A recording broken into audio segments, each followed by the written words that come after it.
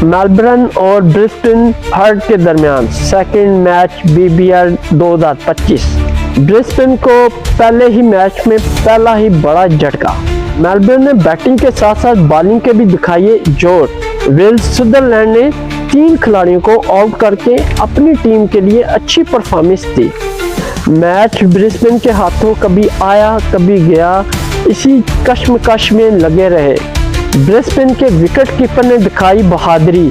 उन्होंने 50 स्कोर किया लेकिन अपनी टीम के लिए लॉन्ग इनिंग ना खेल पाया। ब्रिस्बेन ने किया चेज का आगाज।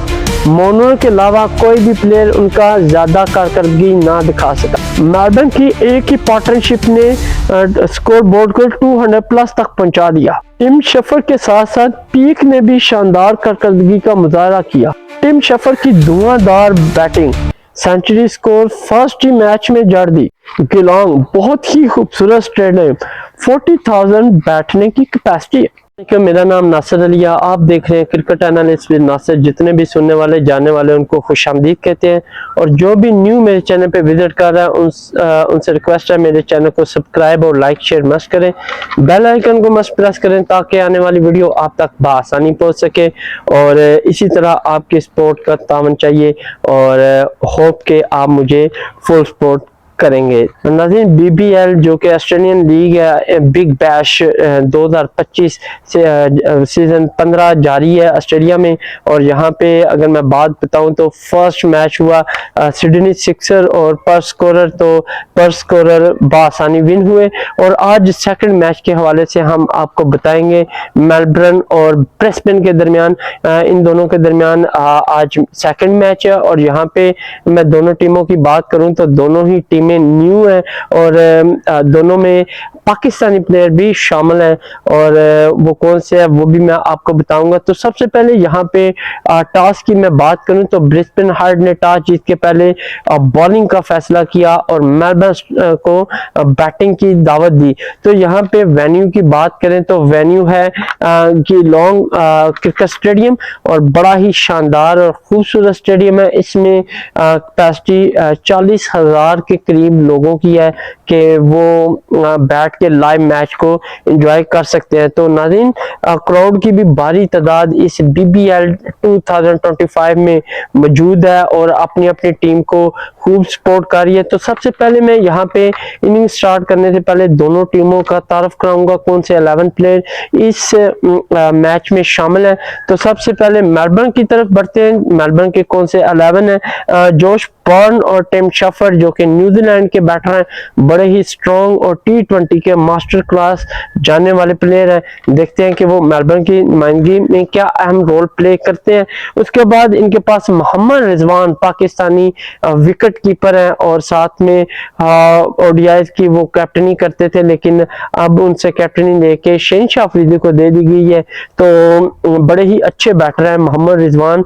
तो वो फर्स्ट डेब्यू करेंगे मेलबर्न की जानिब से और सेकंड मैच BBL में। तो देखते हैं कि इनकी कारकर्दगी आज के दिन कैसी रहती है। उसके बाद इनके पास जैक फैसल मार्ग मौजूद है जो कि ऑस्ट्रेलिया की इंटरनेशनल टीम में खेल चुके हैं और अभी भी कंटिन्यू है। तो काफ़ी यंगेस्ट है और T20 के ये भी मास्टर हैं, अच्छे स्ट्रोक खेलते हैं। और मैं देख रहा हूँ कि मेलबर्न के जो 4 प्लेयर हैं बैटिंग के लिहाज से वो काफ़ी स्ट्रॉन्ग है और ये ब्रिस्बेन हार्ट को लेने के देने ना पड़ जाए। उसके बाद इनके पास अलवीर पीक मौजूद है जो कि अच्छे बैटर हैं और ये भी काउंटी खेलते हैं ऑस्ट्रेलिया साइड की। तो देखते हैं कि ये अपनी टीम के लिए क्या परफॉर्म करते हैं। उसके बाद हसन खान पाकिस्तानी प्लेयर हैं और ये भी कंटिन्यू है मेलबर्न की जानिब से और देखते हैं कि ये क्या परफॉर्म देते हैं।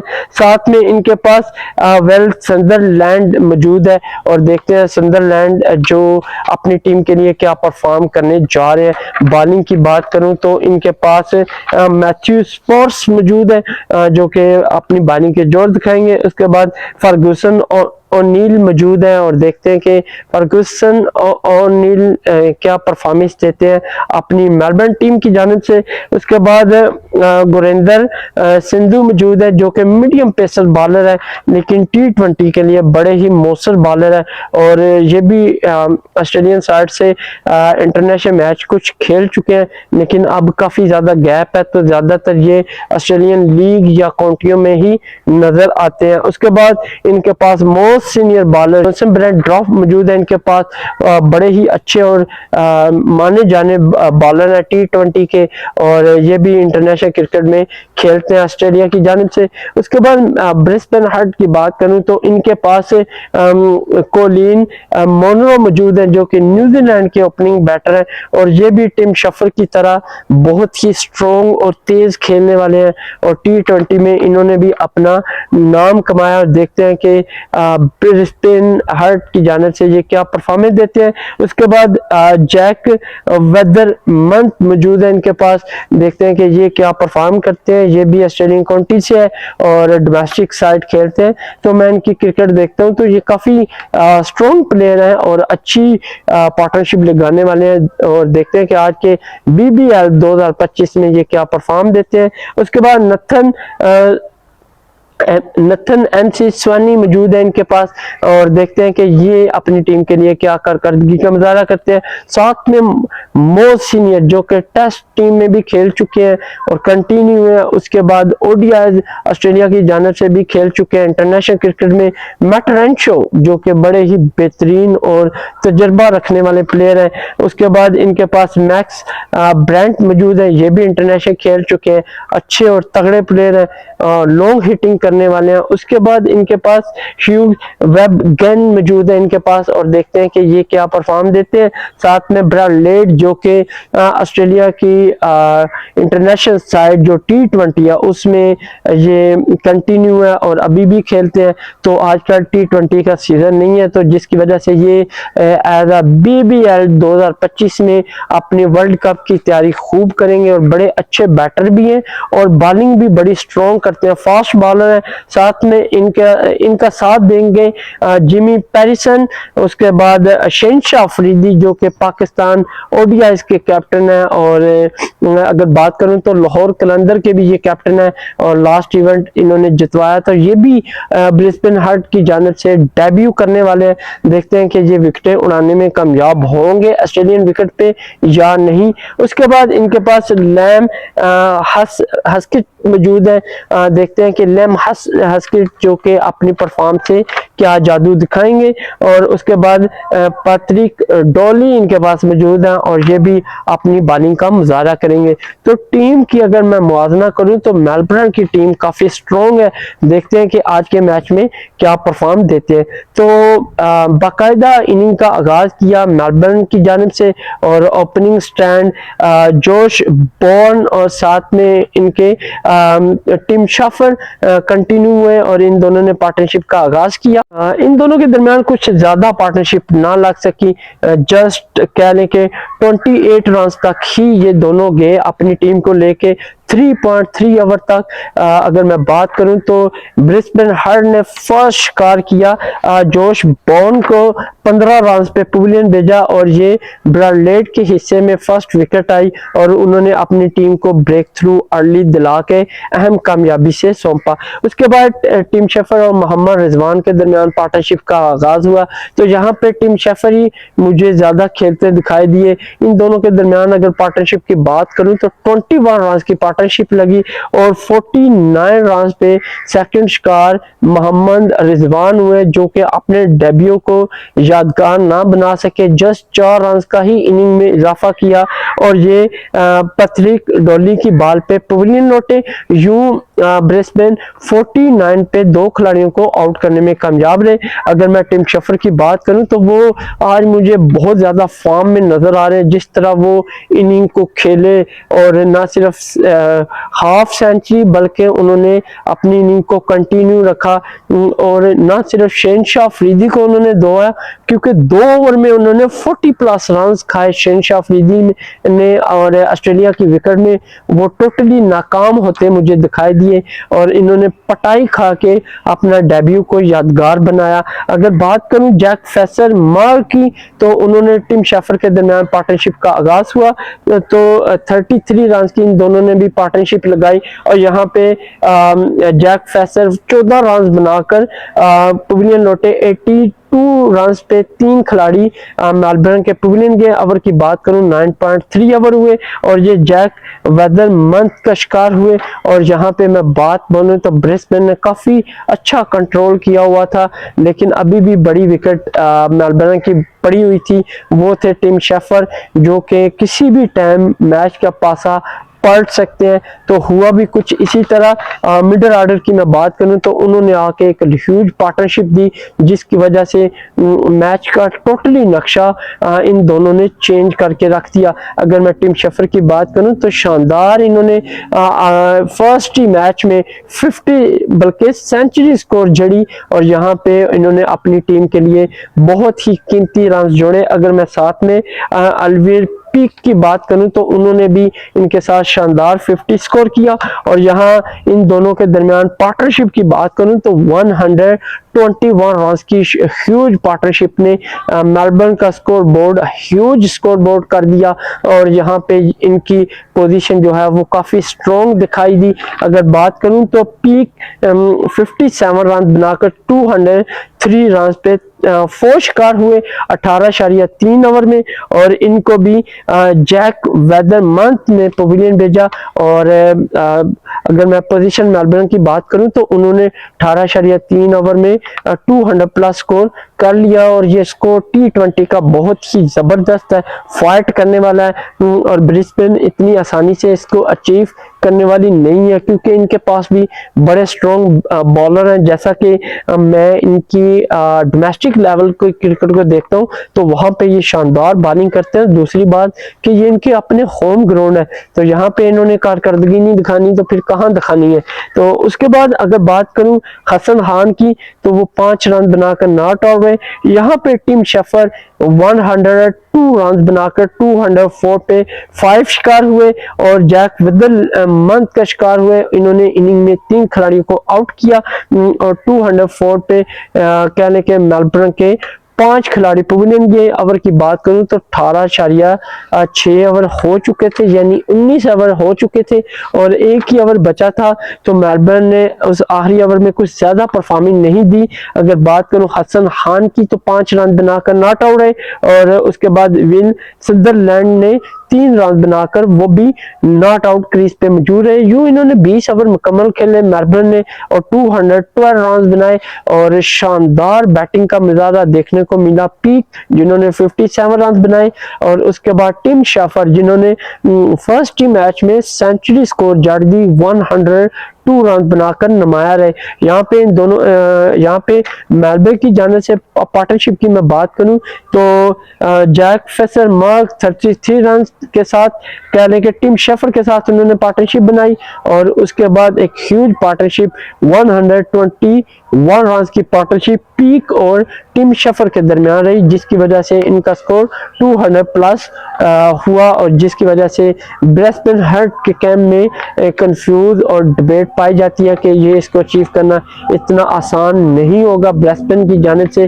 और उसके बाद मैं अगर ब्रिस्बेन की बॉलिंग की बात करूं तो उन्होंने एक्स्ट्रा 12 रन दिए और जैक वेदरमंथ ने 3 खिलाड़ियों को आउट किया। उसके बाद ब्रैडलैंड ने 1 और पैट्रिक डॉली ने भी 1 खिलाड़ी को आउट किया। तो ब्रिस्बेन ने 212 के तक में अपनी इनिंग का आगाज किया। ओपनिंग स्टैंड कोलेन मोनरो और उनका साथ दे रहे जैक वेदरमंथ जो कि बॉलर भी है, जिन्होंने 3 खिलाड़ियों को आउट भी किया। तो इन दोनों के दरमियान पार्टनरशिप का आगाज हुआ, लेकिन इन दोनों ने जस्ट 5 रन का ही इजाफा किया और बॉलिंग में जिस तरह इन्होंने परफॉर्मेंस दिखाई है जैक वेदरमंथ ने, उस तरह वो बैटिंग में परफॉर्म नहीं कर पाए और 0 रन बनाकर वो पहला शिकार हुए और पहले ही ओवर में 0.5 बॉल पे जोसेफ ब्रेंट ड्राफ्ट की बॉल पे पवेलियन लौटे और यूं उन्होंने अपनी कहने के मेलबर्न को एक कीमती विकेट दिलाई और अच्छा ब्रेक थ्रू दिलाया और ब्रिस्बेन को मजीद प्रेशर में डाला। और यहाँ पे अगर मैं बात करूं तो ब्रिस्बेन के 5 पे पहला खिलाड़ी पवेलियन गया। उसके बाद कोलिन मैनरो की बात करूं, नथन एमसी स्वानी के साथ पार्टनरशिप का आगाज हुआ और इन दोनों ने पार्टनरशिप जस्ट कह लें कि 21 रन तक ही गई। और यहाँ पे एमसी स्वानी जो के 9 रन बनाकर पवेलियन लौटे और अर्ली ही ब्रेक थ्रू अगेन मेलबर्न की जानिब से देखने को मिला। और इनकी बैड लक थी कि ये हसन खान की बॉल पे रन आउट हो गए, जिसकी वजह से उनको पवेलियन जाना पड़ा। ओवर की बात करूं 3.1 ओवर हुए और 21 स्कोर ब्रिस्बेन ने बना लिया था। उसके बाद शानदार बैटिंग का मुजाहरा किया कोलिन मैनरो ने, जिन्होंने अच्छी फॉर्म दिखाई। अगर मेलबर्न की बात करूं तो वहां भी 102 रन जो सेंचुरी जड़ी वो भी न्यूजीलैंड के थे और यहाँ भी अच्छी परफॉर्म दिखा रहे हैं मैनरो, ये भी न्यूजीलैंड के हैं। उसके बाद रंशो की बारी थी कि रंशो और मैनरो के दरमियान पार्टनरशिप का आगाज हुआ और इन दोनों ने भी अपनी पार्टनरशिप इतनी ह्यूज तो नहीं ली, बहरहाल कह लें कि 34 रन इन्होंने पार्टनरशिप दिए। और यहाँ पे थर्ड शिकार मैट रेंशो हुए जो 18 रन बनाए, अपने एक्सपीरियंस का जादू ना जगा सके मेलबर्न के आगे और वो डेर हुए गुरिंदर सिंधु की बॉल पे और यूं उन्होंने फर्स्ट ब्रेक थ्रू हासिल किया। और अगर मैं बात करूं तो ब्रिस्बेन ने 55 पे उन्होंने 3 विकेट अपनी गवाई। ओवर की बात करूं तो 6.5 ओवर हो चुके थे और उसके बाद मैक्स ब्रांट आए और इन दोनों ने मैनरो और मैक्स ब्रांट ने इनिंग का आगाज किया और अच्छी पार्टनरशिप देने की कोशिश की। जस्ट 5 रन की दूरी पे थे लेकिन 45 रन की इन्होंने पार्टनरशिप देके स्कोर बोर्ड को कुछ अच्छी तवाज़ुन पे लेके गए और अच्छा स्कोर बोर्ड सेट किया। अगर मैं बात करूं तो यहाँ पे डिसमिसल हुए 100 रन पे 4 खिलाड़ी ब्रिस्बेन का और ये भी ब्रेन ड्राफ्ट का बॉल पे पवेलियन लौटे। और अगर मैं मैक्स ब्रांट की बात करूं तो 14 रन बनाकर वो पवेलियन लौटे। उसके बाद कोलिन मैनरो की बात करूं तो उन्होंने शानदार 50 स्कोर करके अपनी टीम के लिए अहम रन जोड़े, लेकिन वो ज्यादा देर आगे ना बढ़ सके। 106 पे वो भी पवेलियन गए। अगर उनकी बात करूं तो मैनरो ने 55 रन बनाए और वो अपनी इनिंग लॉन्ग इनिंग में तब्दील ना कर सके और पवेलियन गए। यहाँ पे ये विल सदरलैंड का शिकार हुए। अगर बात करूं तो ओवर 12.2 ओवर हुए थे और मुझे यहाँ पे लग रहा था कि ब्रिस्बेन थोड़ी कहने के कंफ्यूज नजर आ रही है और जैसा मालूम होता है कि चेज की जानब वो लूज है और वो उस तरह अचीव नहीं कर पा रही क्योंकि उनकी बैक टू बैक विकेट गिरी थी। दूसरा मोनो जो सेट थे वो भी पवेलियन लौट गए, लेकिन फिर एक बड़ी पार्टनरशिप देखने को मिली। ह्यूज वेबगन और साथ में ब्रैडलेट के दरमियान पार्टनरशिप का आगाज हुआ, लेकिन ब्रैडलेट जस्ट 1 ही रन का इजाफा कर सके और विल सदरलैंड का ये शिकार हुए। यूं 108 पे 6 खिलाड़ी पवेलियन गए।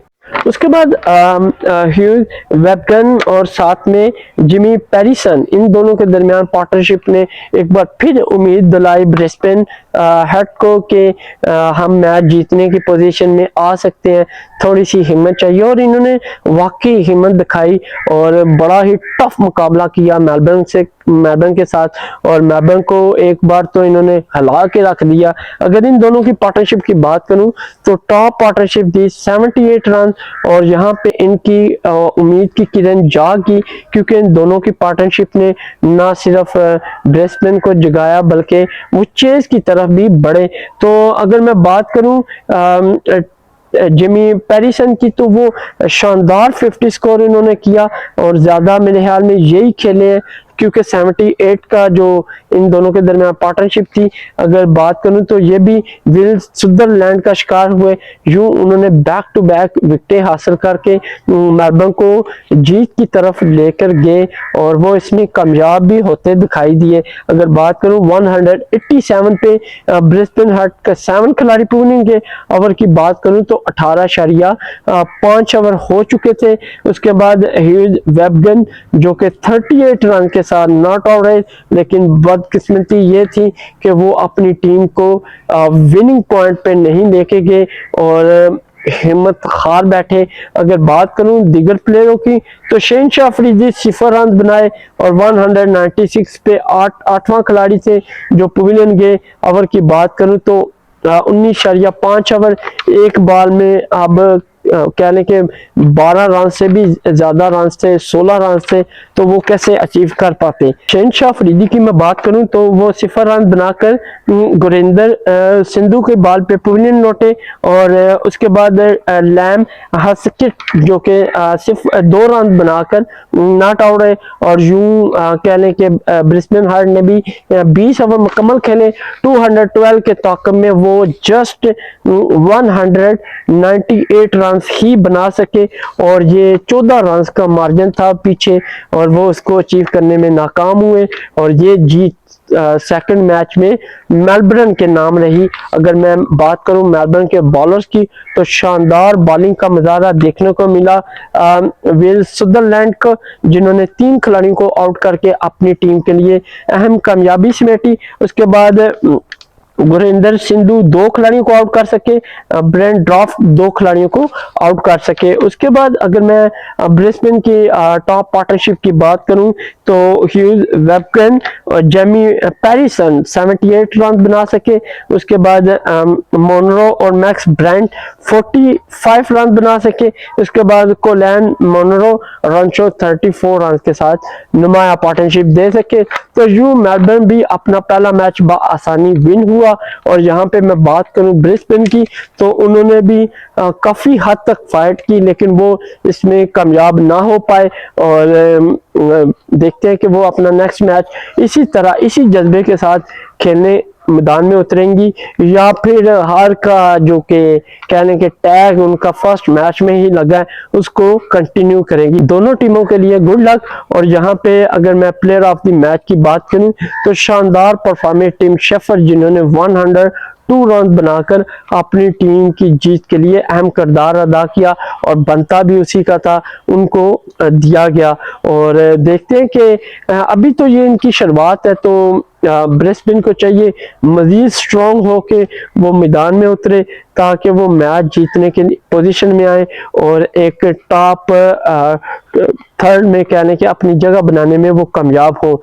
तो दोनों टीमों के लिए गुड लक। मिलते हैं नेक्स्ट वीडियो में, तब तक के लिए इजाजत दें। अल्लाह हाफिज।